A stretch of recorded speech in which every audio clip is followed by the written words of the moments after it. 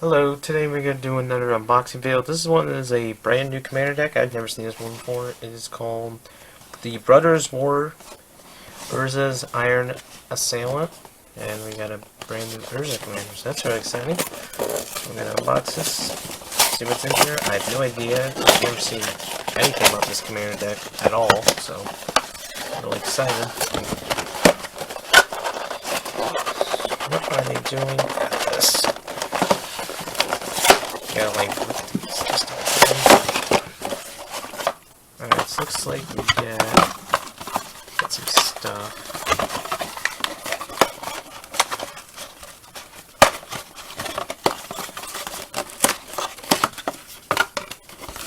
Looks like we get a punch out commander spot. We can put your commander. So we get a couple of these punch out puzzle counters.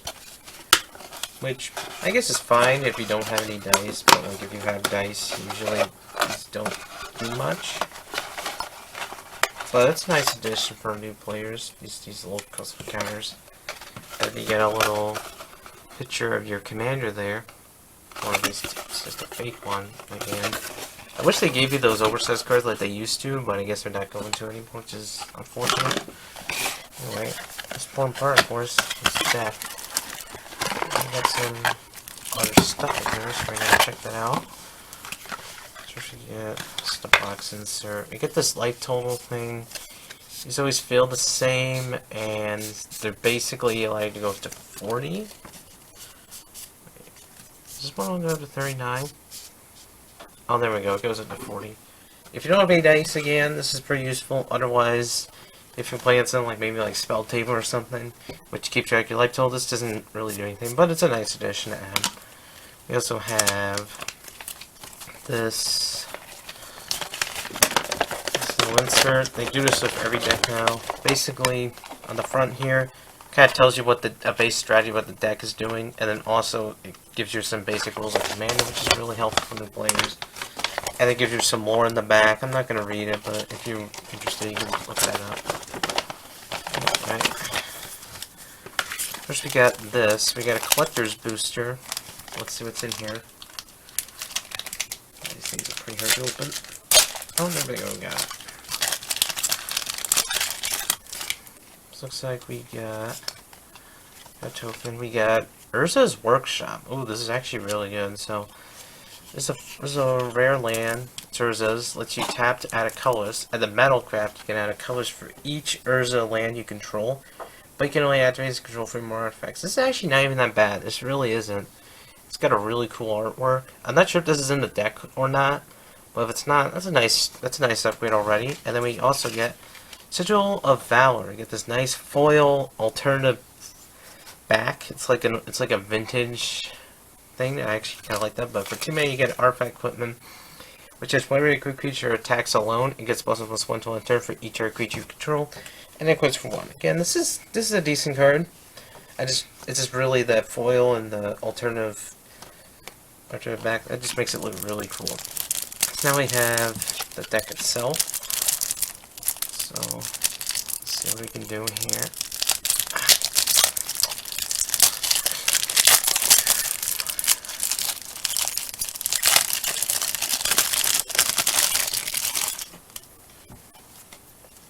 So we're going to start at the top with the new commander, of course, which is Urza Cheap Artificer, which is for free, white, blue, black. You get a 4/5 legendary human artificer, which has affinity for artifact creatures, which affinity is a mechanic where the spell will cost 1 less for each artifact creature you control.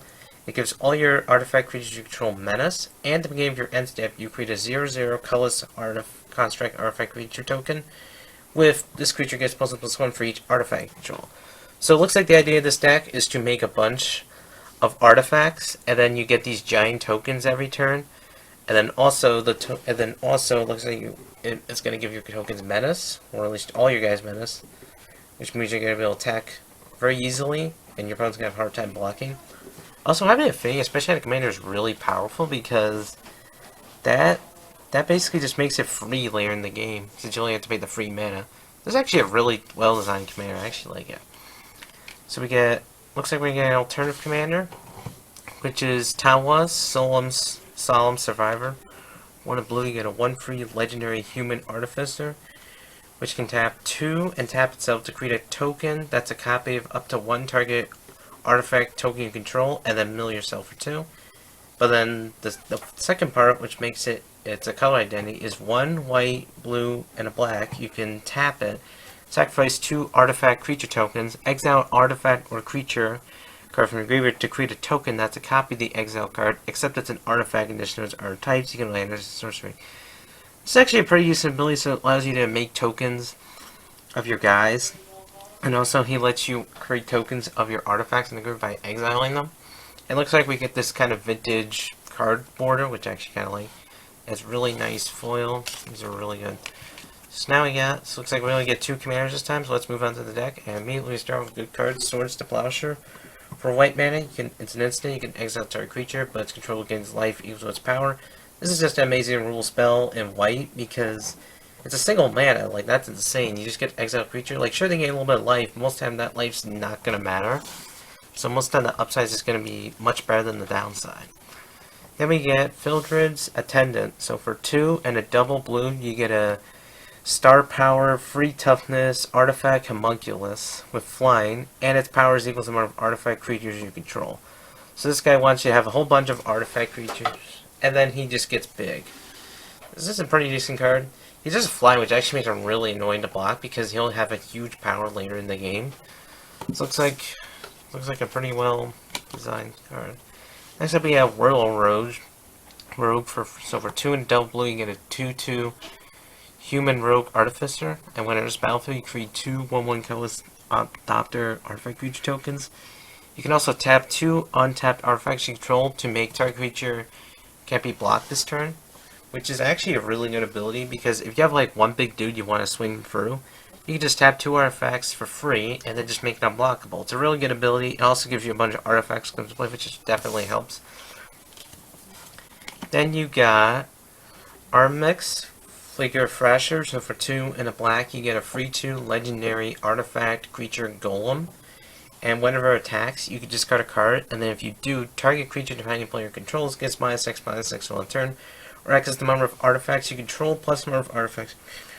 So in this deck, obviously you're trying to make a mass board of artifacts, so this can basically just be a free removal every single turn if it attacks. It's a really powerful effect and can easily get a hand later in the game if your opponent doesn't have an answer for your board. Then you get Despark, which is for white and a black. It's an instant, which allows you to exile target permanent from ramp cost 4 greater. This is an underrated rule spell. This is amazing. Be able to just exile big permanents, most of which have some kind of destruction immune. Allows you to bypass lots of that indestructibility. And just 2 mana is just really good, especially for a good rule spell like this. Next up we have Chief of the Foundry. So for 3 mana you get a 2 free artifact construct, which simply gives all your artifact creatures +1/+1. Obviously we're trying to make it massive artifacts here, so this is just a really good card in general since it's going to make them all bigger and much tougher to deal with. Let's see, Cranial Plating. Ooh, okay, so we got 2 artifact equipment. It gives a quick creature +1/+0 for each artifact you control. You can also play double black to attach Cranial Plating to a creature you control, and its equip cost is a single mana.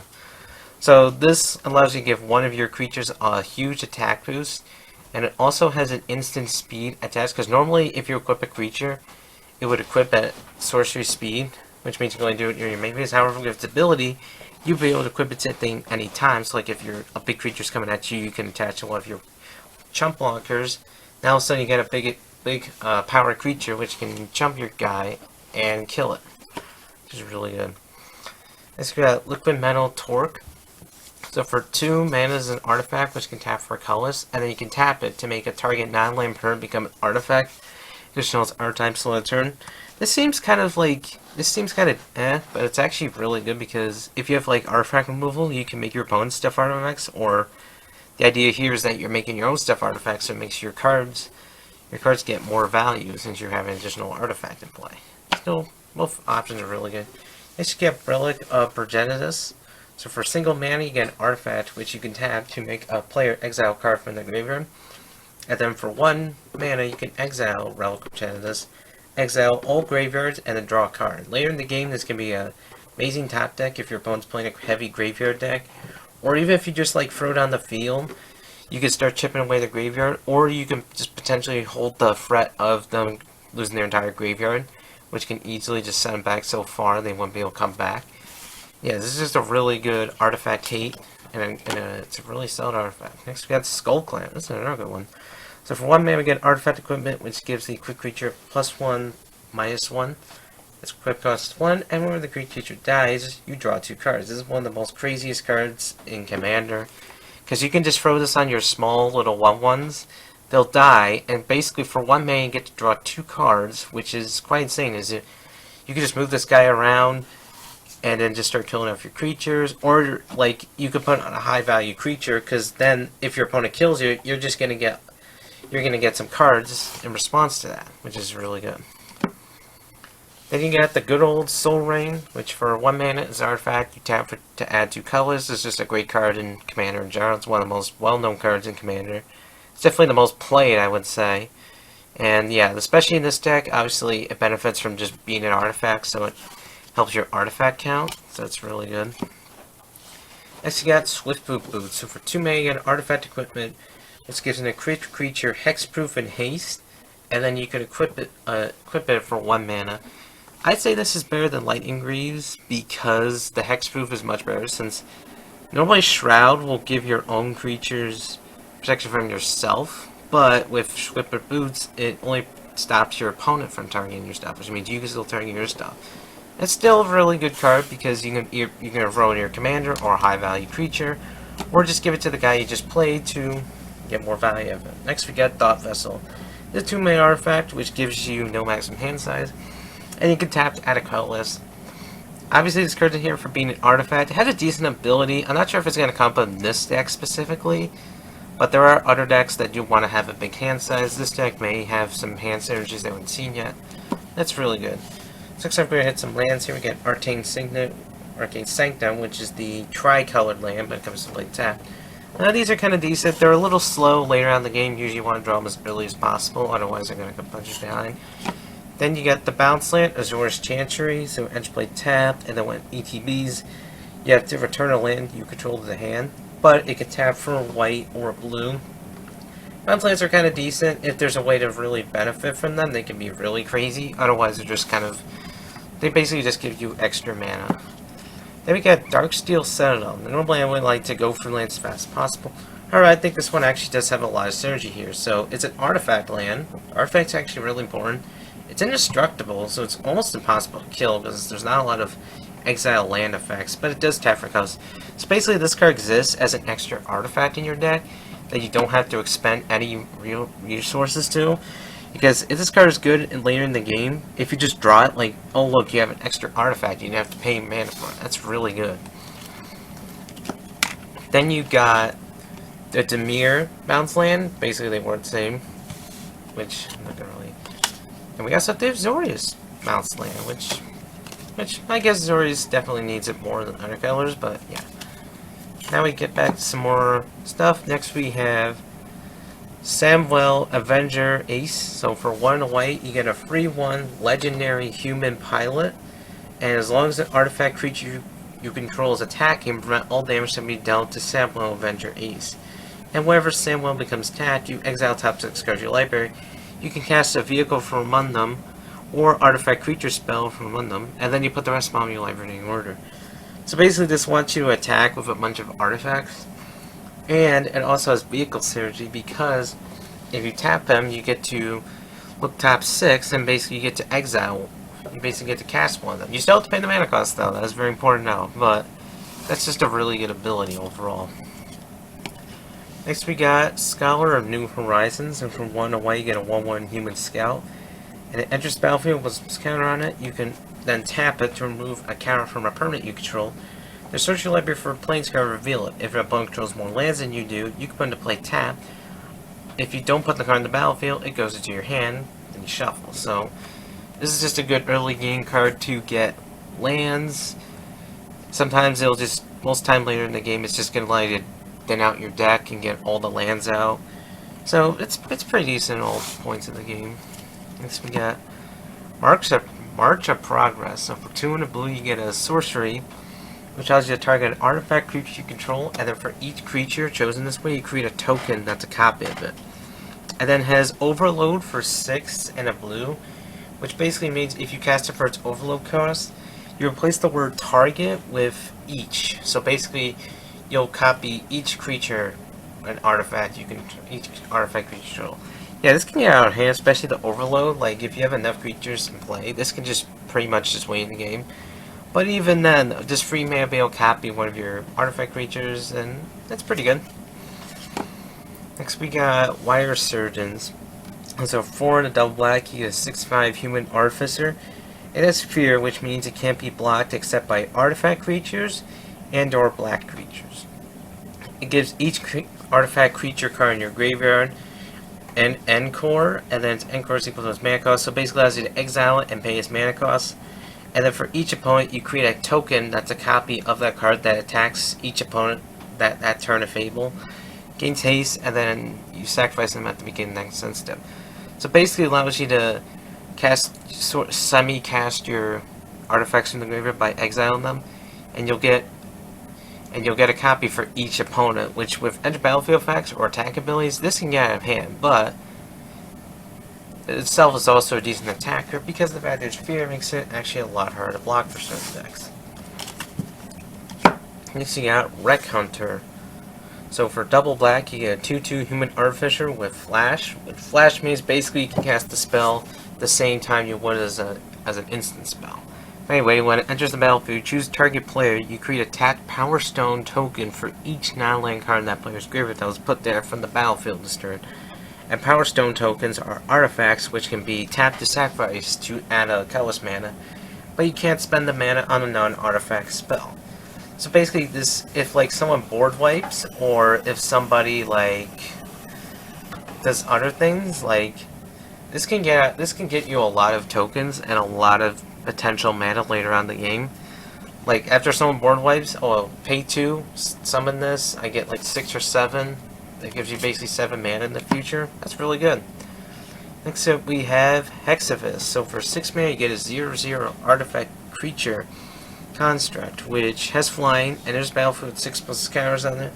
You can also pay 1, remove a counter from Hexavist to put a flying counter on another creature, and you can pay 1, remove a counter from him or another creature to put this counter on Hexavist. So basically, he comes as a 6/6, and he can allow you to either remove counters from himself to make your other creatures fly, or he lets you remove counters from your other creatures to make himself bigger. And this thing's actually pretty good because of the fact that you're trying to make a big board of artifacts, so you can either make them stronger, or you can give them evasive flying, which can be very helpful. And then if you don't need those artifacts anymore, you can just remove those counters to give them right back. Next we get Kyla's Music Box. For 2, you get a legendary artifact, which has, you can pay 1, play a white, and tap. Look at the top card of your library, and then exile it face down. You can look at any time. And then you can tap it until on the turn you may play cards you own, exile with Kyla's Music Box. So basically this allows you to pseudo draw a card every turn, because you'll exile a card, and then on 6 subsequent turns you can just tap it and allows you to gain access to those cards. This is actually a really good late game tool if in a really any deck, because this is a colorless, well technically it's a white card, but still this is actually really good in just about any deck, even non-artifact decks. This is like a cycle through your deck and find what you need, and then when you need to play it, you can just give up that ability for a turn for it to do so. Next, you got Thopter Shop. Free mana, get an artifact, which whenever one or more artifact creature you control dies, you draw a card, but this ability can only trigger once per turn. And then you can pay 2 and a white and tap it to create a 1/1 colorless Thopter artifact creature with flying. So basically this allows you to gain value off of your creatures dying, and then also can generate Thopters for you every single turn. It's not bad, it's a decent value engine. Then we have a Dominant Archangel. So for 2 and a double white, you get a 4/4 angel with flying.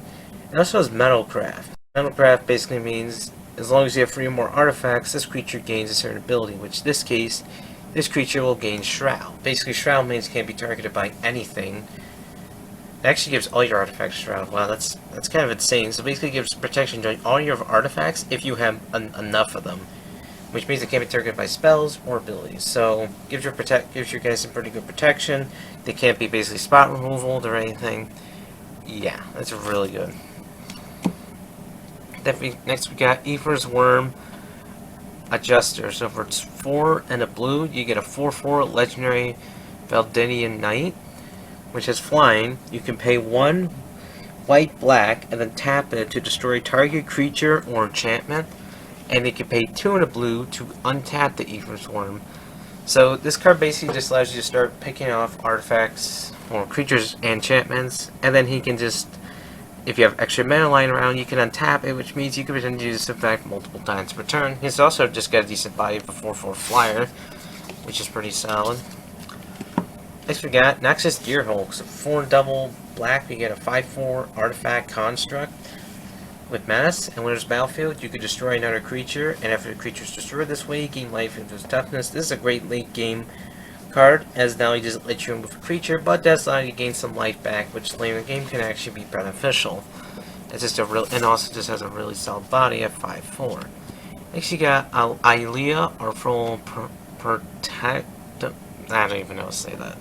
With the 2 free legendary fairy warlock as flying, Death Touch, Lifelink. Gives all your other flying creatures +1/+0. And whenever you cast an artifact or enchantment spell, you create a 1/1 blue fairy creature token with flying. This does a lot of things. This thing has a lot of keywords on it, first of all. It's Disintegrator, Empire Nighthawk, just like that. But it also gives your other flying creatures a boost. And it rewards you from playing artifacts and enchantments, which this deck wants to play with artifacts. This is doing a lot for your deck. This is a really amazing card in this deck.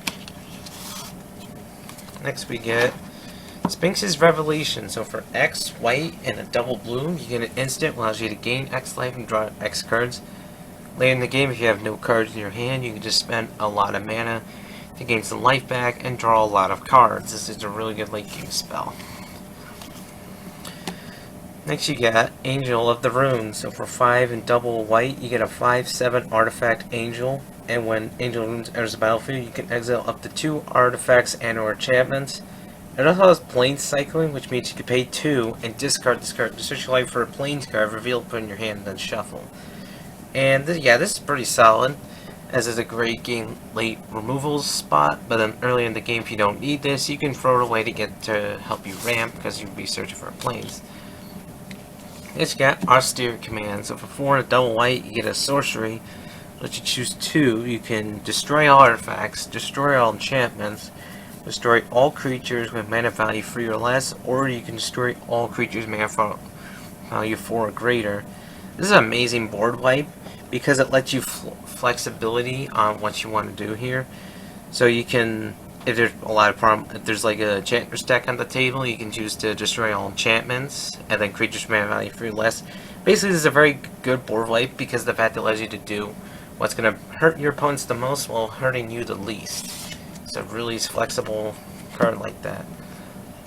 Then you got Bronze Guardian. So for 4 and a white, you get a star power and 5 toughness artifact Golem. Has double strike and ward 2, which means that if it would be targeted by an effect, that player has to pay 2, otherwise their ability is countered. It also gives your other artifacts ward 2, and then his power is equal to the amount of artifacts you control. So the ward ability is probably the best ability on here because not only does it protect itself, but it also protects your artifacts, which means if your opponent wants to spot removal a specific artifact you have, they're going to have to spend a lot of mana just to get rid of one guy in your field. And also, if you're scoring the field with tokens, well, this guy's going to be a huge attacker. He also has double strike, which means he can do a ton of damage really late in the game. It's just amazing synergy. Next, you get the Skis Engineer. So for you get a 2 and a white, you get a free Dwarf Artificer. Whenever you cast an artifact spell, you can pay 2 mana. If you do, create a 0/0 colorless construct artifact creature token with this creature gets +1 for each artifact control. This rewards you for playing artifacts. It also rewards you from having a lot of artifacts in the field, which kind of serves as with its first ability for playing artifacts. So this allows you to just get a bunch of guys really quickly and gets you out of control. Next you got Loyal's Clockwork Scholar. So for 2 and a white, you get a 2/4 legendary Elephant Artificer. That's a unique creature type. Prevent all kind of damage that we dealt to attacking artifact creatures you control. And also, whenever one or more artifact creatures enters the battlefield under your control, draw a card. That ability is a 1 per turn. So, basically it allows you to attack with no fear, because they won't take any damage, and then also reward you for playing artifacts, because it'll allow you to dig for your deck.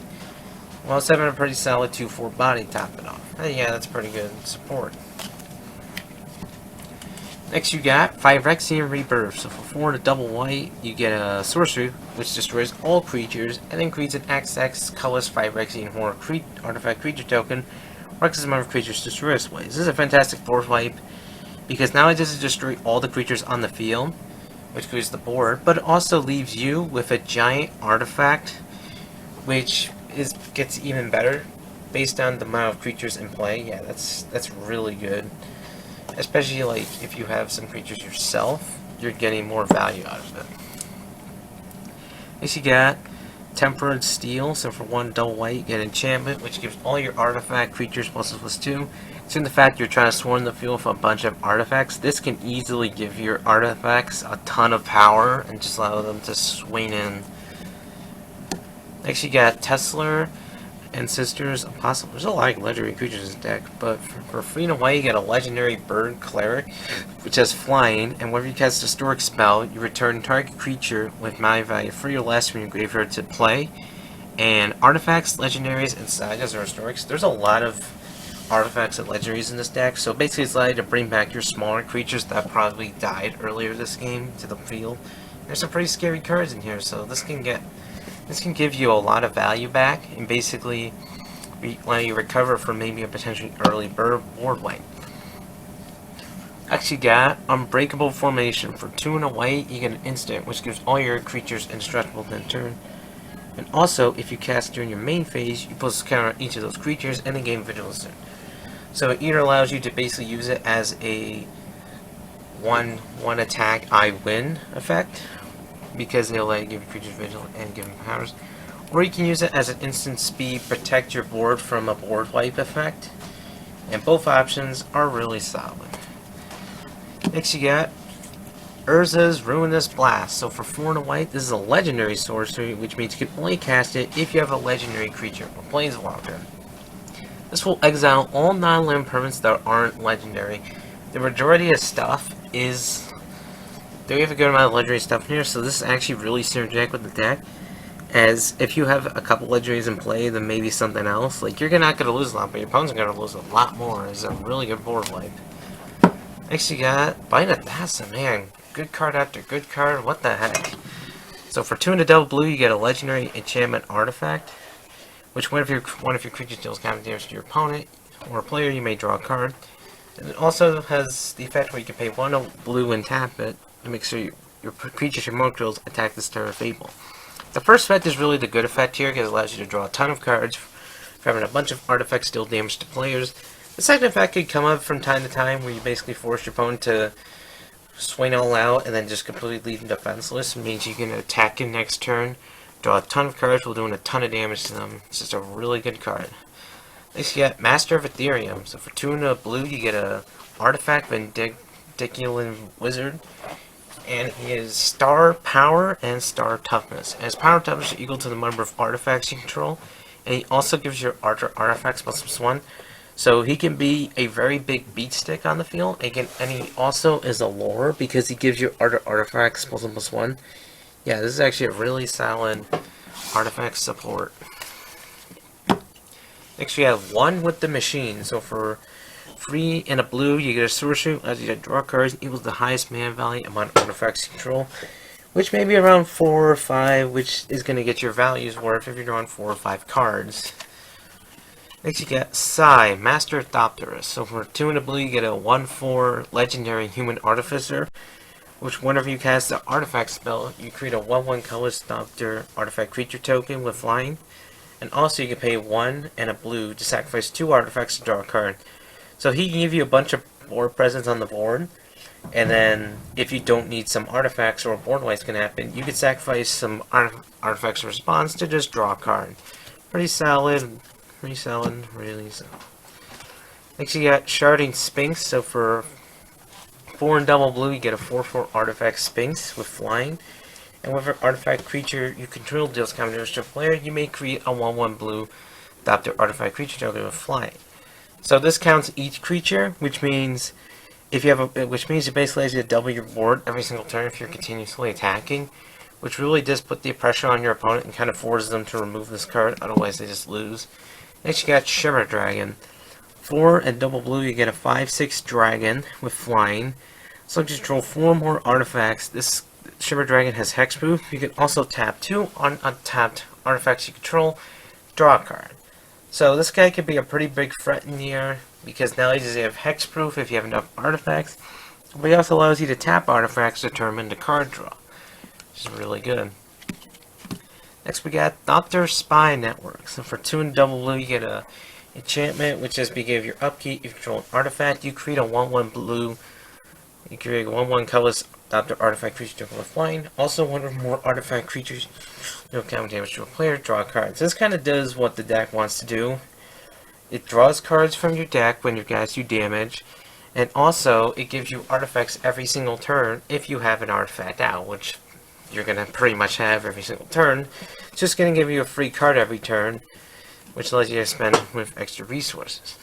Next we have Thought Monitor, which has 6 and a blue for a 2/2 artifact construct, which has affinity for artifacts, has flying, and when it's battlefield, draw 2 cards. By itself, it's not very good. It's a 7 mana 2/2. It's basically a worse Mold Drifter, but later in the game, if you have enough artifacts, you can basically get a 1 mana 2/2, which draws you 2 cards, which is insane value. Next you get Vandalion Humiliator. So for 3 and a blue, you get a 3/4 Vandalion Wizard with Metalcraft. Whenever Vandalion Humiliator attacks, if you control 3 or more artifacts, creatures your opponent controls lose all abilities and have base power and toughness 1/1 till end of turn. So basically, if you attack with him and a bunch of guys, it turns off your opponent's entire board. It just makes them a bunch of 1/1s, which means it's going to make swinging super easy for you because your guys are going to be super buff, and they're just going to have a bunch of 1/1s that they can't really do much with. Next you got Marionette Master. So for 4 and a double black, you get a 1 free Human Artificer, which has Fabricate free, so when it enters the battlefield, you can put free counters on this creature, or create free 1/1 colorless servo artifact creature token. And whenever an artifact control is put into the graveyard from play, target opponent loses life equal to Marionette's power. So by itself, you can either make it a 4/6, or you can make it a 6 mana 1 free that gives you free 1/1 bodies when it comes to play. That second ability can get out of here really quickly, because it counts each artifact. So if it's a 4/6, your opponent's going to be losing 4 life for each artifact you control that dies, which is really good, especially when you have a whole bunch of tokens out. Next, you got Baleful Strix. For blue and a black, you get a 1/1 artifact bird, and with flying Death Touch, it was battlefield card. This is a really solid card in general. It allows you to dig for your deck, while also having a really solid body, and Death Touch, which means it's very annoying for them to get around, since they'll have to sacrifice if they want to get something out. Next we have Sarvillian, the Hegemog. So for free, white, blue, black, you get a legendary artifact Sphinx with flying. And with the battlefield, you can return target artifact card compared to the battlefield. So obviously this is a late game threat, and it does a very good job of it, because it can just let you bring back any artifact for free, while also giving you a really solid 5/5 body on top of that. Really good synergy. Next you have Vindictive. For 1 white and a black, you get a sorcery, which lets you destroy a permanent. It's a decent removal spell. This is a very decent removal spell. Like, it can destroy any permanent, but being 2 colors can make it a little hard to use, and it doesn't exile like the D-Spark, it just destroys. Next up, we have Dark Steel Juggernaut. So for 5 mana, you get a artifact Juggernaut with Indestructible. His star powers and star toughness, and his power totals equal to amount of artifact control. Also, Darksteel Juggernaut has to attack each combat if able. This is basically a really big guy that not only is indestructible, but he attacks every turn, which sometimes can be a downside, but most of the time, if you have enough artifacts on board, it's actually not really a downside at all. You get Etched Champion. So free Megan Artifact Soldier, which has Metalcraft, where it gains protection from all colors if you control freedom artifacts. Gaining protection from all colors is really powerful because protection means that it can't be damaged, can't be blocked, and can't be targeted by a source of that color. Meaning that if you're getting protection from all colors, it essentially means that this guy is almost unkillable by most things. And like the only thing that's ever going to kill him is either something like a board wipe or a colorless removal spell, which is not very common. Most colorless removal spells are pretty underwhelming. So this guy is quite insane with that protection, and you can easily just edge out your opponents. Is not going to be able to deal with them. Next you got Mirror Battle Spears. For 7 mana you get a 4/7 artifact Mirror Construct. What is the battlefield? You create 4 1/1 colorless mirrors. And whenever the Mirror Battle Spear attacks, you can tap, you can untap, you can tap X untapped mirrors you control. And if you do this, and then if you do, the Battle Spear gets +X/+0 until the turn, and then deals X damage to the player or planeswalkers attacking. So this card gives you a very solid 4/7 on its summon, but also gives you 4 1/1 tokens, and then it gets value for attacking, having a bunch of these tokens, because not only does it get a big power boost, but it gets to do damage to the enemy player. Really good. Next you got Solemn Simulacrum. For 4 you get a 2/2 artifact golem, and when Solemn enters the battlefield, you can search your library for a base land, put into play tapped, and then shuffle. And whenever Solemn dies, you can draw a card. Obviously, this is a very popular card. It's a very well-known card. It's really good in any deck. It's much better in this deck because it's an artifact, so you get those artifact synergies just as having a good card in general.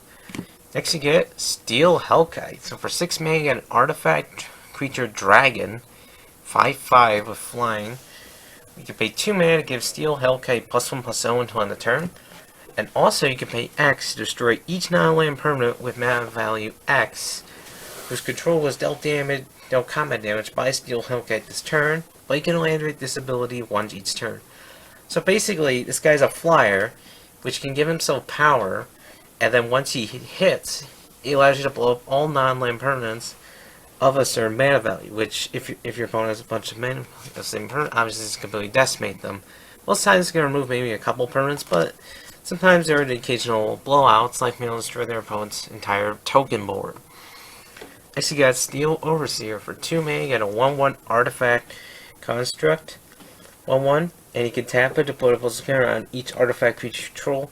And the go wide strategies is amazing, because even a couple turns this being in the field can turn your 1/1 army into like a 7/7 or potentially 8/8 army, which can get very out of hand very quickly.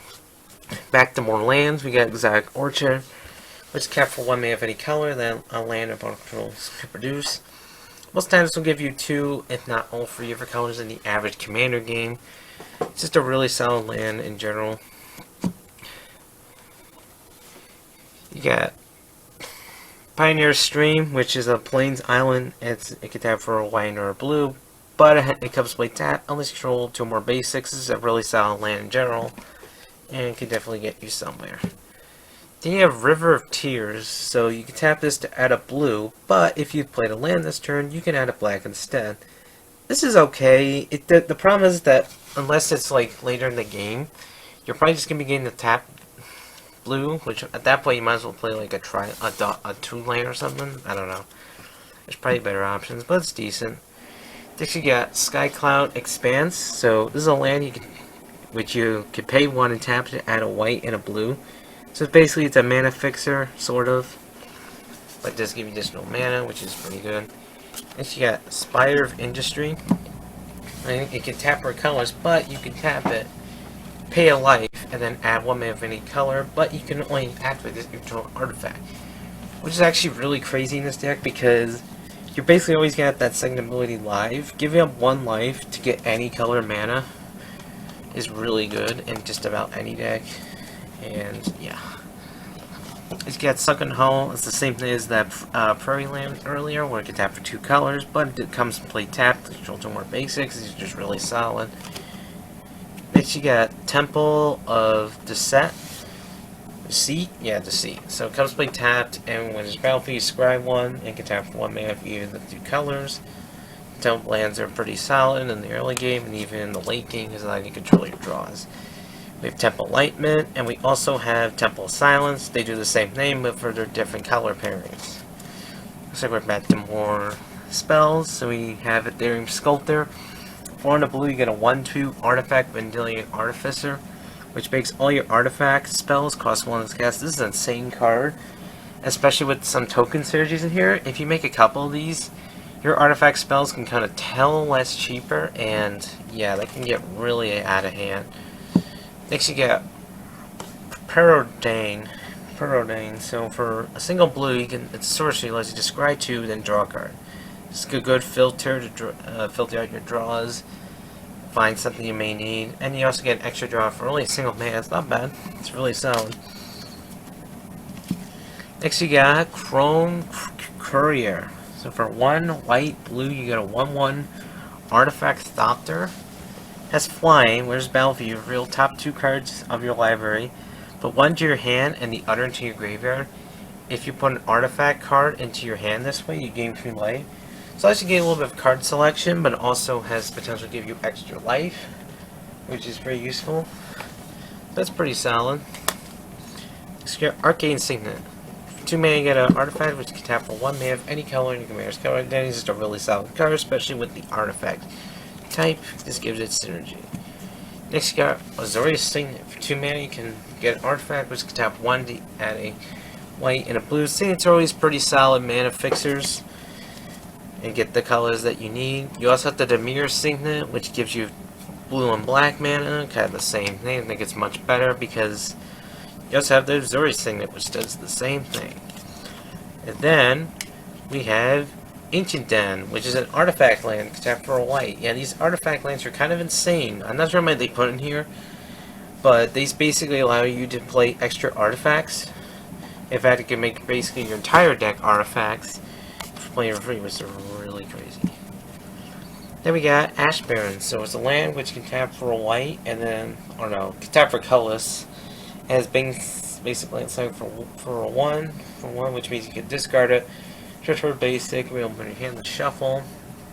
So obviously this allows you to just out your deck while also finding the basics that you need. Most of the time you're never going to put in the field because tapping for colors is kind of slow. Next you have Bojuka. This comes play tapped, and when it's battlefield, it exiles target player's graveyard, and you can tap it to add a black. This is a really good land to play later in the game to basically just get rid of one guy's graveyard for free, which is really good. Command Tower. A land allows you to tap for 1 mana of any color in commander's card identity. This is really good in just about any artifact deck, or really any deck. So, yeah. Then we got Evolving Wilds. This is a land that allows you to tap, sacrifice it, search your library for a base land, put it in play tap, and then shuffle. I always like this card. It's just a really good budget, basically budget dual land, if you think about it. But yeah. Next we got Goldmire Bridge. This is an artifact land that comes to play tap as indestructible, and you can either tap to add a white or a black. This is basically the tapped land, except that it's an artifact and it's indestructible. So that's actually really good in both cases. Then we have Mistvault Bridge, which is the Dimir version of it, so it has the same abilities, except those for the other colors. Path of Ancestry. This is a land that comes into play tapped. Allows you to add 1 mana of any color of your commander's card identity. And if you use it to spend to cast a creature spell that's just creature type of commander, scry 1. Our commander's a human artificer, which the majority of the decks here are human or an artificer. Just kind of get you a lot of scries throughout the game. You got Razor High Bridge, which is just the Azorius version of the tap indestructible artifact lands. And then we have Seat of the Cid, which is the blue monocolored artifact land. Also Vault of Whispers, which is the artifact land. Where did it tap from? And then we got some basics. We got some plains, some islands, some swamps, And then we get the really thick version of our commander in the foil. I don't know why these things are so thick, but yeah, they are. And then we get some tokens.